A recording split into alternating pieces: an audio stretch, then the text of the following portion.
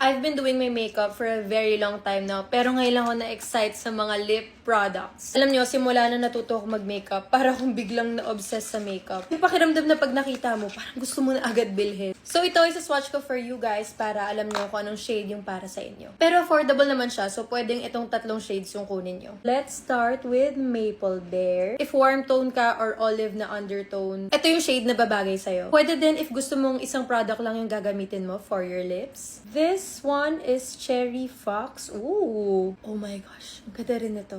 Alam nyo, itong shade na to, pwede siya sa parang yung Korean look, yung nag-ombre sila na lips. And then last, we have the Pink Bunny. As you can see guys, ito yung pinaka-light sa 3. Kung peg nyo yung mga glossy, juicy looking, tas mas plump na lips, ay pwede nyo to gamitin sa bebot na makeup trend. Okay, since I'm a morena, feeling ko pinakabagay sa akin tong Maple Bear. First time ko siya ilalagay sa lips ko guys. I'm so excited. Okay, let's try. Ooh, so soft. Dito naman sa upper. Oh my gosh, Originote.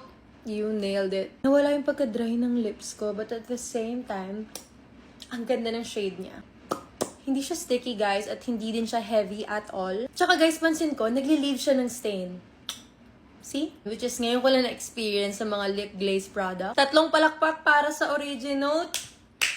Dami ko na rin talaga na-try guys. Parang same-same lang naman sila. Pero ito kasi sobrang sulit kasi may SPF 50 pa siya. So it's good for maintaining two-tone lips. That's it. I'll see you guys soon.